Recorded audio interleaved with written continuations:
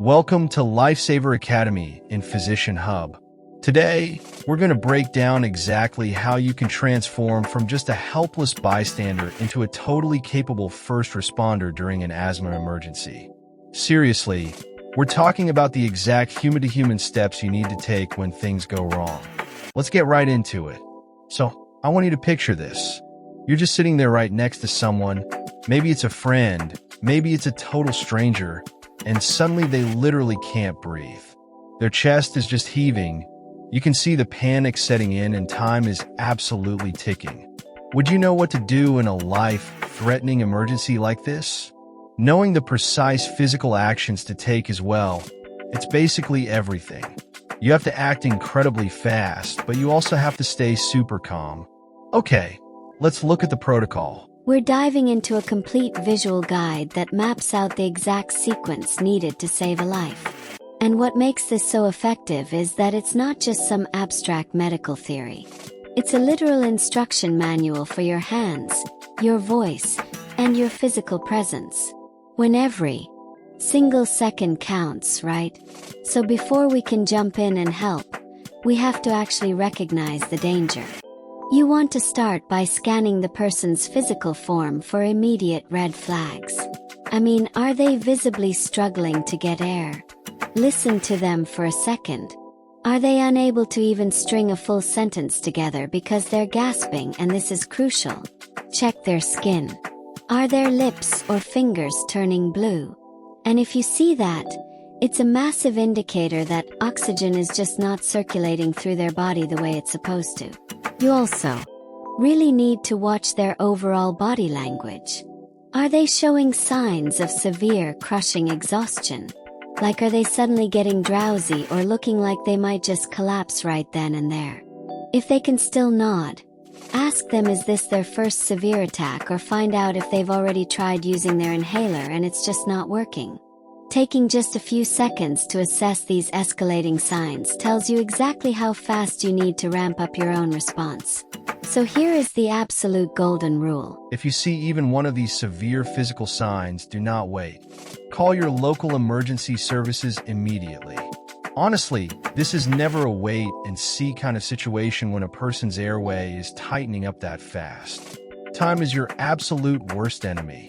Your first aid can absolutely save their life, for sure, but you need professional paramedics en route immediately to handle the heavy lifting. Okay, let's get into the steps. The very first step is all about grounding them. You have to stay calm yourself so you can reassure them and actively help slow their breathing down. Just a gentle physical hand on their shoulder can work absolute wonders here. Mostly cause panic. Panic just makes an asthma attack times worse. And then physically help them sit upright.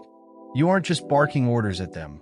You are actively physically supporting their body. And that brings us to a really critical role. When someone is in respiratory distress, you absolutely must support them in a seated vertical position. This is all about mechanics. It keeps their airways as open as possible and lets their diaphragm actually move. Under absolutely no circumstances should you ever let them lie down. Think about it. Lying down literally compresses the chest cavity, making it so much harder for their already struggling lungs to expand and pull in air. Just don't do. All right, moving on to steps, and this is where we actually get the medication into their system. You're going to assist them in using their reliever inhaler, which is usually the blue one. But here is the secret. You do not just hand it to them and hope for the best. No, you physically assist them to administer exactly single puff at a time. It takes a really calm, methodical rhythm, so the medicine actually makes it down into the lungs rather than just blasting the back of a gasping throat. And step brings us to our magic number. Ready. After that single puff, you need to guide them to take exactly slow, measured breaths. Honestly, the best way to do this is to breathe right along with them. Use your own breathing to set the pace and out. The specific timing is a total game changer. It gives the medication those vital seconds to travel down the airway and actually relax those tight chest muscles. Now what if you're doing this and their body just isn't responding, if their breathing isn't getting better after those breaths? You have to keep that steady rhythm going.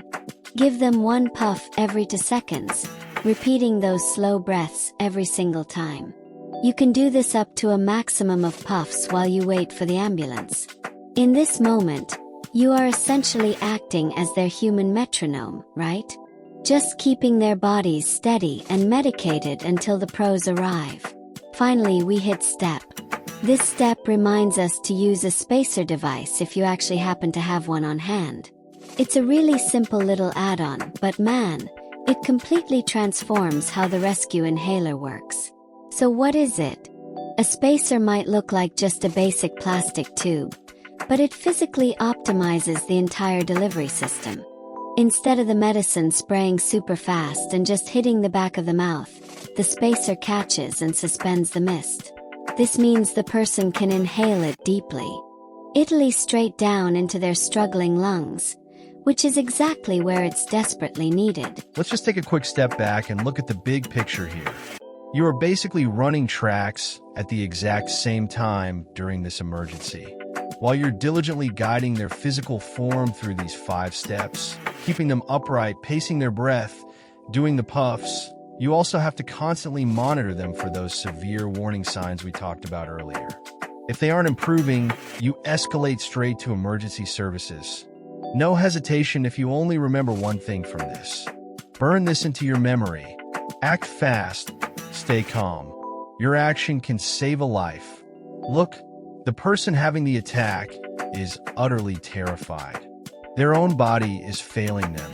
But your calm, structured human presence, knowing exactly how to sit them up, how to pace their meds, how to breathe right along with them, that is quite literally what they need to survive.